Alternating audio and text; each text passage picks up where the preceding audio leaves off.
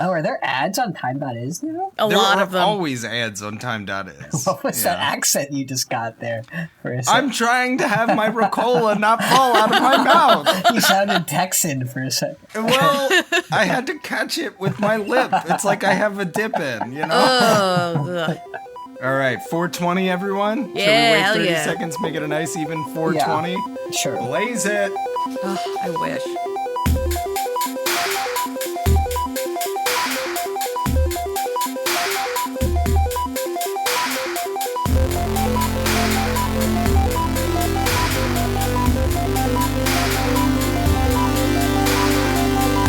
These may be kids' books, but we discuss dark themes and mature content. There may also be some explicit language. Listener discretion is advised.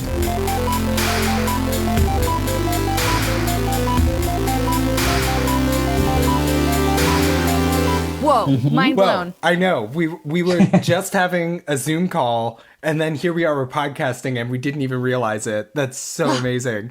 We got a new 5-star review. What? Who wants to read it? Should we rock, paper, scissors? Let's rock, paper, scissors. All right. Rock, paper, scissors, shoot. Oh, we all did scissors. Okay. Rock, paper, scissors, shoot. I did rock. Oh, Miranda wins. Miranda gets to read paper. Okay. You destroyed both of us. We have a new 5-star review, just like Chris said, from Little Shark Lady, titled Morphing in Progress. I've never even read the Animorphs books, but this podcast has morphed me into a full-on Anidork. These buds make me feel like I'm part of the story and part of their friend group. A true delight. Wow. My heart. Wow. My heart. Thank you so much. You are part of our joy. friend group. Yeah. You are. So Little good. Shark Lady. Thank Little you. Shark Lady. What a cute name. It's a really cute Yeah. name. And no one has the default morph of shark yet. So That's true. Axe is the only shark morph that we know, but It's a very risky default morph to have. You have to spend a lot of time at the beach for that to be one that pays off. yeah, that's true. It doesn't Yeah. come up nearly as often as you expect it to when you pick shark as your default morph. You don't want to be in like a high-speed chase on the highway and then think that morphing into shark will help. Like, that's just a bad... maybe that's a- eventually they'll have reason- like a sea division, air division. For some reason, I really thought you were going to say you really don't want to be in high-waisted pants when you morph into a shark. And that You know what? is- That too. That too. Good point. I didn't understand it, but I was going to go with it. I think that's wisdom. I don't know if they've tried it yet, so maybe it'll come up in a future Yeah. book. Well, high-waisted pants weren't really the fashion at the time. That's true. And when No. they're already in a leotard, so They have to live through the Yeah. early aughts, which was all low-cut crap. low-rise jeans, boo. Ugh, so bad. When Marco finally designs the uniform for everyone, maybe that's the direction. Wow, this turned into more of a bit than I was expecting. Should we introduce our new co-host? Oh God! What's Sick Chris's nickname? It's Sick Chris, I'm Sick Chris. No, Sick Chris. It's gotta be better than that. Sick Chris. No, it's what's like a radio personality? Like, it's Chrissy in the morning, and like, and then it's like, and like then there's like an air horn sound effect, and like and then like a whoopee cushion sound, and then it's like playing all your favorite 90s hits. It's like don't waste your time on me, you're already a voice inside my that's a 2003 song. It's still one of the only songs I know all the lyrics to. I love that song. I know it's something that marks me as different from my two co-hosts here. Did you see that, like, the Blink-182 actually got back together, like, Tom DeLonge's back? Oh, did he quit no. the Church of Scientology? I don't know what he did. I don't know No, how that he was a made joke. That amends. was just I a don't know joke. if it's just that, like, they tried to do it without him and they were not very successful. But, like, They did try and do without it. They released an album in like 2017. That is and- true. Whoa. We've seen it man. on the restaurant thing. Whoa, who is she? Who is she? Oh, man. Oh, Blink-182 man. So this is- references can be our new Survivor references. I'm into that. All I ever see Yeah. about Tom DeLonge now is that he's a UFO person. yeah, that's Oh. because, and this is true, in the released Hillary Clinton emails, There was an email from Tom DeLonge from when she was Secretary of State demanding that she release evidence of UFOs. Really? Yeah. Which I guess they did down the line. They released a bunch. Yeah. That's true. That's sort of true. They did that. Chris, your face is very red. Yeah. You put a big red Yeah, you slide put a up big on red my light up. monitor. It's Scholastic red. It is Oh, Scholastic yes. Red. Is that the actual... Is it the same as Clifford Red? Oh, I don't know. I tried to do my best. I actually think there's a chance, I don't remember if I corrected this, that this is an image of the Scholastic logo over a red background, and I think they might be two different reds, but I can't tell. I've now had 2 cups of coffee late in the day. That's hot. Which is probably the most coffee I've had before recording since our Book 4 recording, when Chris and I were heavily caffeinated. It's true. I mean, But we're I'm about to feeling be much again. sleepier today than I did that day. So. I'm like on 38 milliliters of NyQuil. And yeah. That's a really bizarre number. So yeah, I guess we talked about my weird voice change. You know, I finally hit puberty. But no, the reality is that we did talk about this. But it was before we synced. But it was before we were recording. Yeah. No, a little one of our friends coughed straight into my soul, and now I'm corrupted, and I'll never be well again. I tried to not get sick. We were running around playing, but he was making it real tough. Kids are insanely gross. He asked me for a tissue, and his face, and he first of all didn't admit he needed a tissue. He was like, "No, I don't need it." And I'm like, "Well, you can keep playing after you use the tissue." And he was like, "Fine, get me a tissue." He said it much nicer than that. But then I went and got a tissue. I gave it to him. He did nothing with it except move the snot about his face. Mm-hmm. And then he put it back into my palm without asking. Snot down. It was incredible. And I went and washed my hands after that, but it wasn't enough. But you're definitely not COVIDed, right? No. Everybody, that whole family was testing when I arrived. Mm-hmm. I test 2 days later. Like, it's not COVID. None of them have COVID. And it's just like a head cold. One of the biggest things about working around kids was how many children I did not know did that to me. Yeah. I would be called over when I was lifeguarding as like the swim lesson instructor would be like, "Could you get us a tissue?" And I'd be like, "Of course." And I'd come over with the tissue, and then the child would just put it in my hand. And I'd be like, "This is not, you have feet. There's a trash can." Your immune system is through the roof when you work with kids. Like, you're so strong because you're just constantly... Sure hope so. I mean, I felt that way. Although I actually guess I did. The entire time you were working with kids, Ed, you were sick. Like, the entire time. Is this actually but a I feel memory like of yours? Yeah, and then when you were in the dorms at college, you were sick the entire time. You just had a perpetual cough. Yeah. Oh, kennel cough. Oh, God, yeah.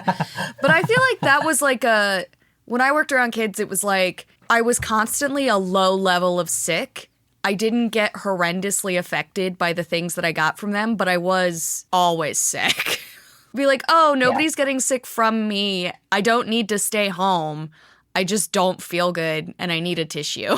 All right. So Okay. I guess we should warn everybody there will definitely be a YouTube video. No. No, I think we can do this one without. I think we just don't. We can't describe the visuals at all. Oh, people like that, though. No, I'm just kidding. I think the visuals are far less exciting in this one. You say that, but I think the humor. Maybe you're right. I don't know. We'll see what happens. But Okay. yeah, I mean this is beautiful. This first panel here, where it's this Scholastic we logo. can put this slide up. Yeah. Do you know, I'm really worried because last time you two both caught every time I didn't use a consistent font.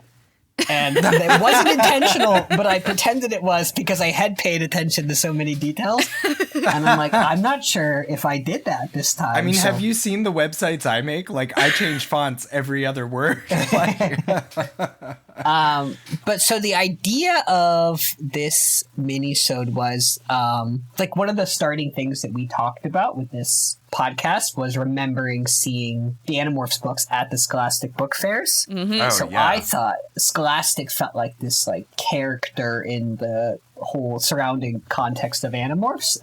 Yeah. For sure. That I wanted to dig into. And also, I feel like I don't know much about Scholastic. Yeah. No, thinking back, like, Scholastic was like, they were a mark of quality, I feel like. And the whole, like, Scholastic, which is a shame. They've obviously gone downhill since they've stopped producing Animorphs. I have no evidence of that. I'm just being an asshole. They had Harry Potter after Animorphs. What? They had Harry Potter afterwards? They were not Yeah, the publishers yeah, of they Harry did. Potter. Wow. No. Wow. wild. They Yeah, went in from the like US. trans progressive to Yeah. transphobic in like one Well, book they series. didn't. It's There was crazy. no Well, way they to didn't know at know the time. back then. It was in Yeah. the text. You just had to get it from, you had to read between the lines. Yeah, we didn't Where even know Chris had Dumbledore was scribbled gay in the at that time. margins, J.K. Rowling is a turd. Trans. But I think it's fair to say if you're reading the Animorphs and then you go read Harry Potter, one reads is a lot more trans than the other. That's I'm true. just saying. That's true. But there was also there was the Bookmobile. Was that a thing? Scholastic Bookmobile. Bookmobile. What was the Yeah, book? I Was remember it when the called- Bookmobile crashed into the multi-purpose room at Really? and all the books spilled out over the floor. No, I'm just kidding. Okay, I That's was just like, a that joke. could have happened. I don't know. Yeah.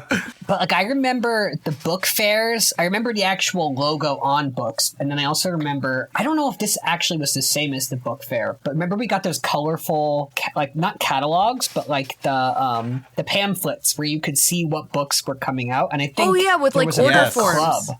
Yes. Yeah. There were order forms. Yes. Yeah. And it was like, yeah, it was like somewhere on the spectrum. If like Toys R Us catalog was the most exciting and like, old Sears and Roebuck's or Woolworth's catalog was the least exciting, this was right at like a 6.5.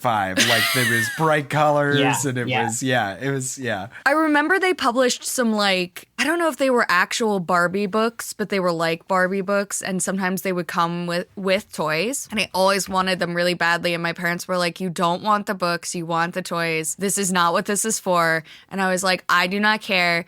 I will read the stupid books. I know that they're not good books. I will read every single one of them if you get me this one that comes with a toy." Yeah. Wow. Yeah. Well, that's the weird thing that I like when I was doing this that I started thinking about was that it's a strange thing that it's kind of like, especially with the book fair. I mean, I know some kids got like money from their parents when they knew the book fair was happening, but it's weird that like, it's kind of like kids buying things. It's like the only time we bought things without our parents around, unless we bought them at like parent teacher nights. Yeah, like book fair and school store were like the Yeah. 2 days that your parents gave you like a crisp $10 bill and you went into school like ready to make purchases. Yeah. Okay. So I have some contextual stuff. So Scholastic is the world's largest publisher and distributor of children's books and print and digital educational material in the world. Wow. The company brands itself as encouraging Okay, love. all right, slow down. Yeah? Slow down. Yeah, okay. So, all right. Yeah. You said that there was going to be no entertaining visuals in this thing. And already you fucking sneakily, the first thing was like a title on red background. But then we moved to the next and it's the same Scholastic red, but underneath the text, in between the line breaks, is obviously Clifford the Big Red Dog. Yeah. Yeah. And note, the biggest crime you've committed here is there's nothing to denote scale. Like there's no like banana for scale. There's no like reference. There's no human, like he's massive. It's a big dog. But he's tiny behind this 16-point font, I couldn't remember. I know what he's called, Clifford the Big Red Dog.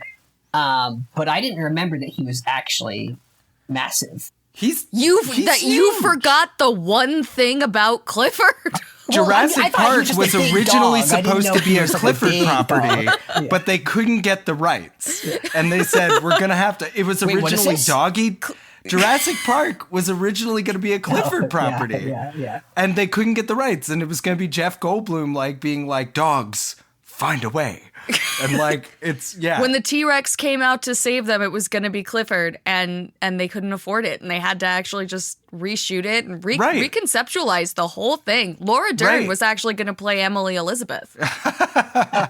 and doggy DNA. Wait, who is Emily Elizabeth, the little girl? Isn't that his owner? I think you got it. Yeah, I think you got it. Also, they're doing a Clifford the Big or they did a Clifford the Big Red Dog live action in 2021. That's That just a comes up fact. in here. Okay, never mind. Don't worry about that. I'm just kidding. Yeah, but Scholastic's whole thing is that they are encouraging a love for reading and learning in young people. And Chris, like you already brought up, they're known for like their affordably priced but really colorful books and their catalogs. And of course, their book fairs. Yeah. And I didn't know this, but their stated goal is, as a company, is worldwide literacy. Wow. And Clifford is Noble their goal. logo. Yeah. That is a noble goal. Clifford's a noble dog. I don't remember anything about Clifford's personality. He's mostly just a dog, Not Yeah, he's just a mischievous. dog, but bigger. but big. Not particularly mischievous. No, he's very no. friendful. Very friendful, yeah, very friendly. He's like a. apologetic. Wow. Do you want to describe the visual here, Chris? Yeah, well, I mean, I don't know what the picture in the background has anything to do with it because there's no description for it. But there is a black and white photo here. I assume of people signing documents. Maybe that's K.A. Applegate in the middle. Yes, that's exactly right, yeah. And J.K. Rowling on the right.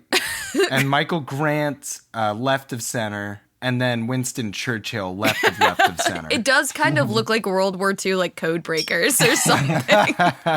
I don't know if it was the first meeting, but this is one of the early meetings of Scholastic when it was a small company in Pittsburgh, Pennsylvania, which is just another state.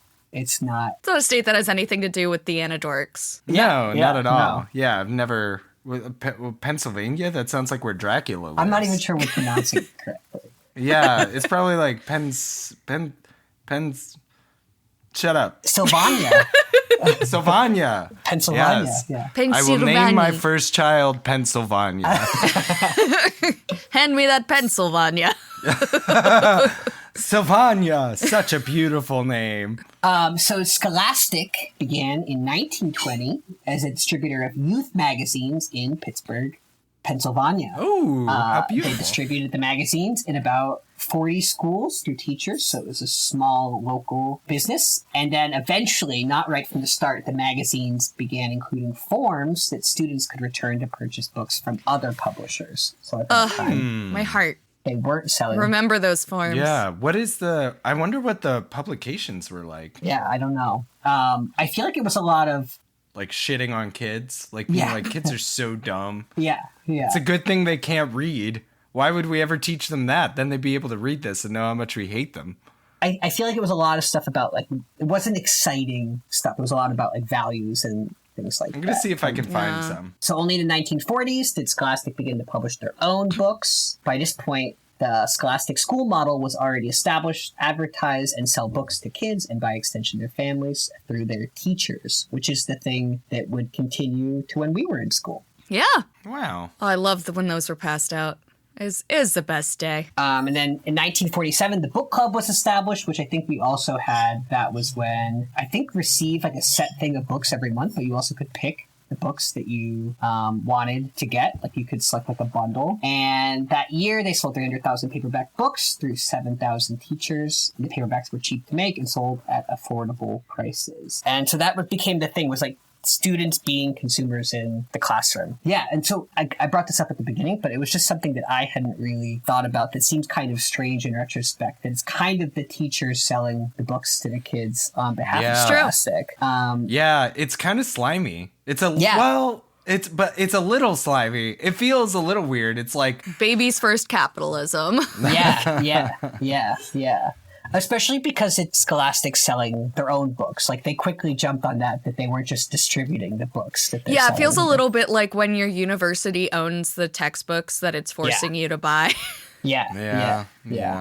Yeah, and then also what I was seeing was that sometimes, I don't remember if this was true while I was in school, but also sometimes it became, like, you had to buy the book because it would be part of the curriculum, too. Yeah. So you were buying the books that you would need for class. Like, I don't think they probably could say you have to buy these particular books, but it was the thing that they were teaching. Right. about. They'd be like, oh, yeah, there's one copy One in the loaner library. copy, yeah. So. Yeah.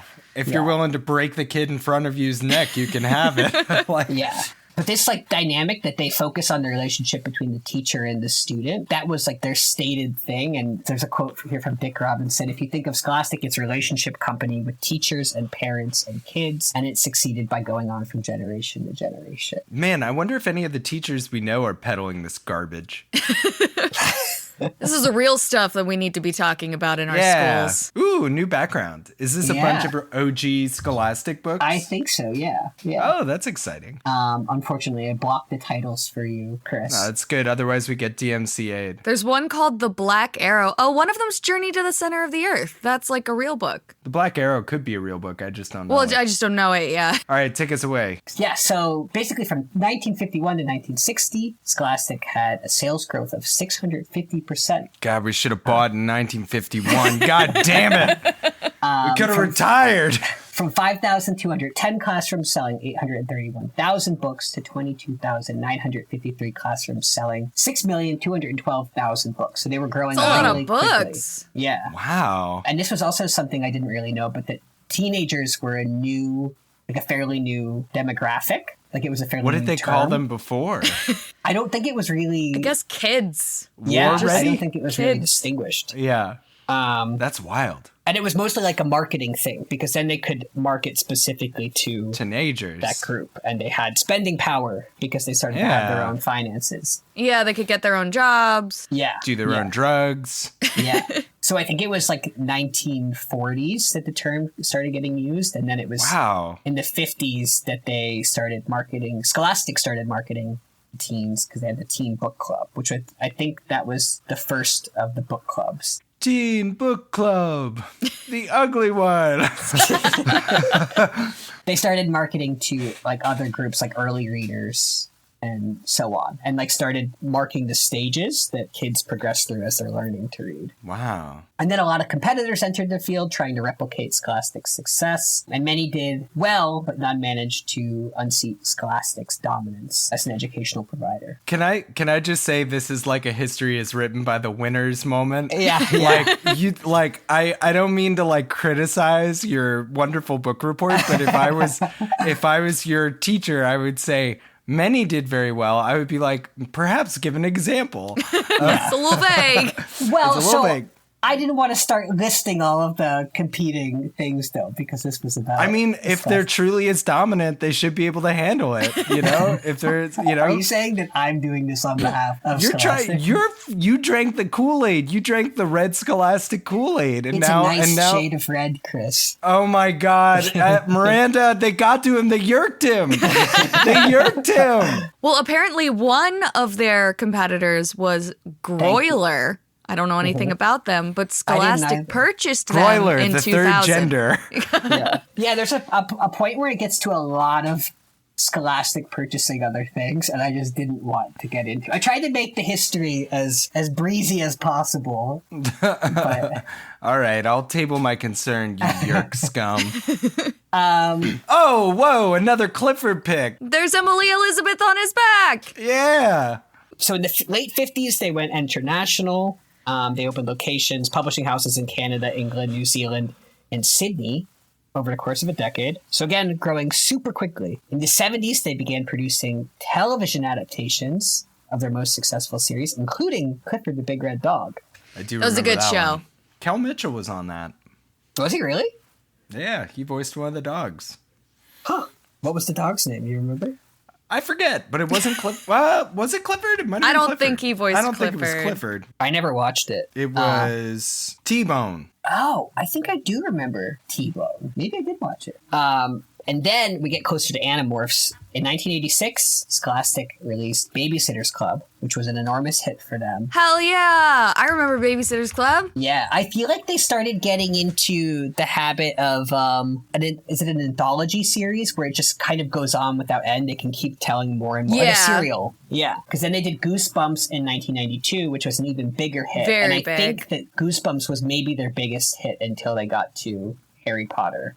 That makes Probably, sense. yeah. So Animorphs followed in 1996, and Scholastic increasingly sold not just books at their fairs, but posters, pencils, and swag, keychains featuring the merch. series. Yeah. Wow. And then all of these book series that were already very popular would be adapted into television programs, toys, clothing, video games. Like I've sent in the group the Transformers of Yes. the Animorphs Transformers. So I kind of feel like this is where I started to think Scholastic started to sell a lot of junk, which I remember buying at the book fairs, and I loved it. but Yeah. it was a lot of like pretty disposable stuff. Yeah. Yeah. It's probably, I don't know, man, the 90s. Yeah. The 90s into the aughts into the now. It's that $3 coffee culture, you know? it's that half calf latte life, you know? it's that board driven 10-minute episode attention span, you know? It's that golden era of SpongeBob, you know? Yeah. It's yeah, you can cut all that. Yes, you can. Or we can just keep it going. It's that Ren and Stimpy's kind of upsetting era, you know? It's that real monsters era, you know? Yeah. I mean, do either of you remember buying any of this stuff? Probably wanted it, and my parents were probably like, no. Yeah, we like, weren't really... allowed to have fun. I feel like I definitely bought the junk. You had a lot of fun stuff growing up. You had the Simpsons comics. You had all this stuff you shouldn't have had. But, I did? I mean, you ended Yeah. up with the Futurama discs, so... and they're still strewn about our den. Really? That's so funny. Oh, yeah. I'm using one as a coaster right now. I feel like you had a lot of instruments. Yeah, that's Scholastic true. instruments, yeah. Yes. Scholastic red guitars. Yes. I feel like we were allowed to get books and stuff, but there was definitely an aversion to clutter in our house because by the time we were like walking, I feel like we'd already amassed just a bunch of stuff. Yeah. I don't know that there actually was an aversion to clutter in our house. There was a predisposition to clutter. Well, It's the yes, same but cars, so I to think. bring more things in the house was like, Well, I mean, I don't know. Maybe we're full of shit because we have a lot of junk. It's I true. It wasn't Scholastic junk. That's the true. thing. Yeah. So soon after this, Scholastic released Harry Potter in the United States in 1998, which of course became a whole big thing in itself. I just thought this was funny. I loved this guy. So from 2005 until 2020, the president of Scholastic Book Fairs was a guy named Alan Boyko who sold trucks until he realized somehow that selling books would be a more sustainable source of income.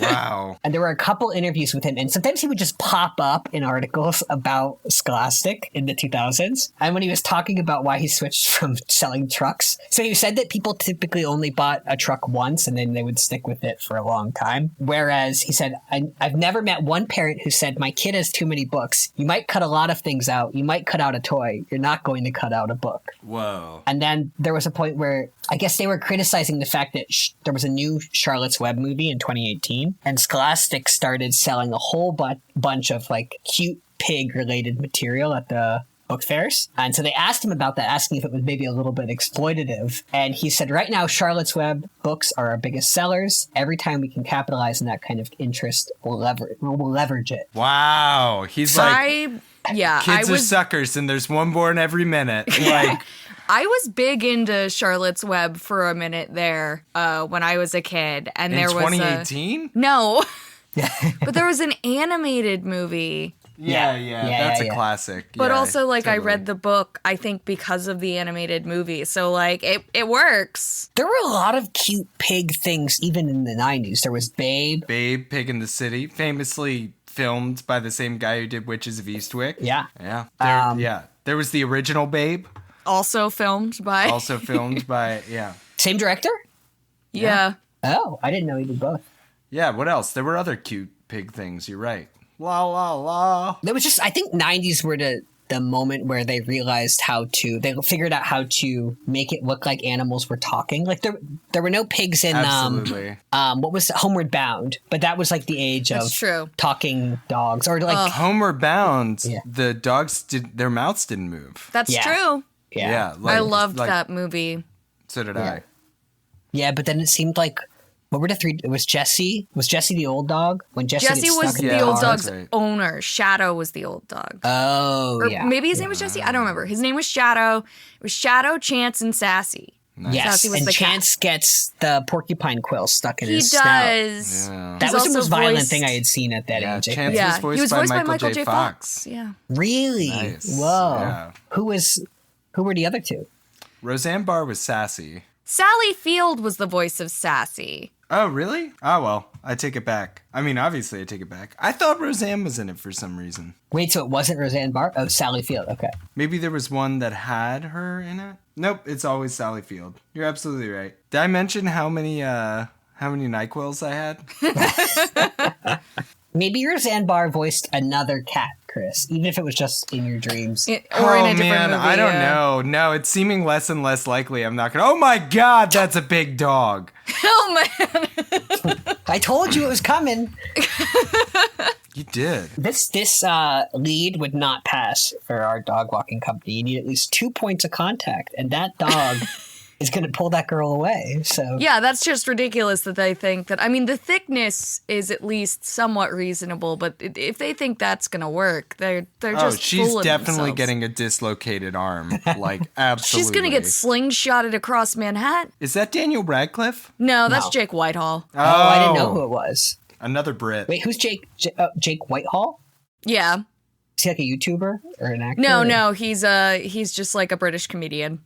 We're describing a CGI Clifford with Yeah, it's true. from 2021, I think. Yeah, from Yeah, this is 2021. and I birthed don't know that Clifford? it's New York, but I mean, that building obviously birthed Yeah. Clifford. Was I Clifford's think he mother- was smaller when he was born. Yeah, he was a Oh. normal-sized puppy, but she loved him so much Yeah. that her love for him made him grow bigger and bigger. Yeah, he suffers from, canine gigantism. Yes. And, It's actually very Wait. sad.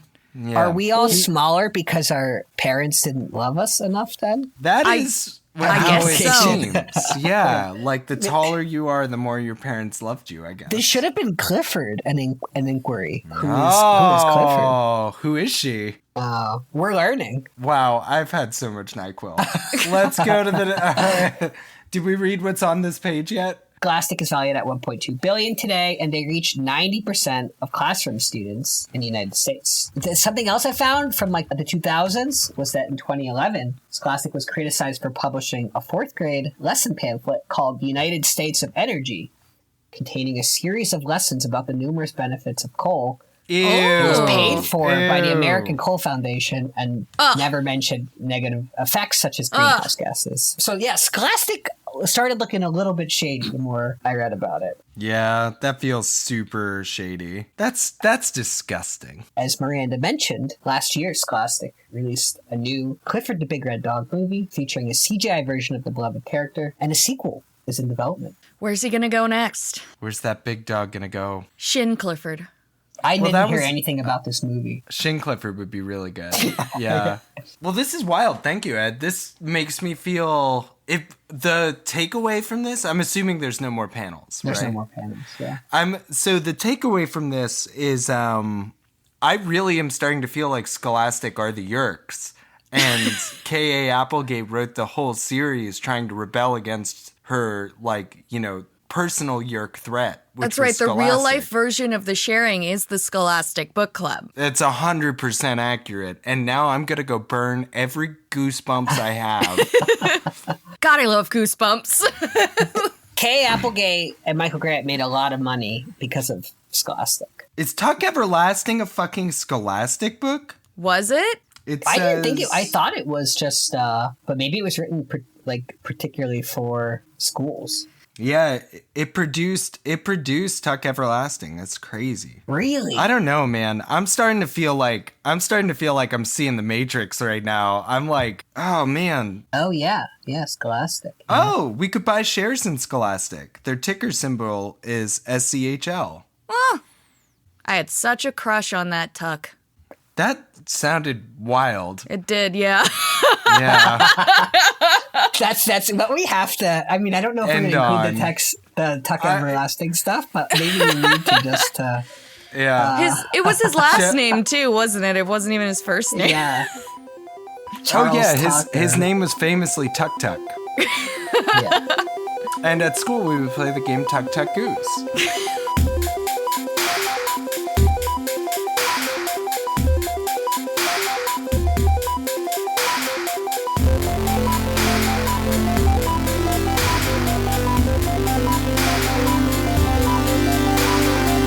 Thanks for listening to Anidorks.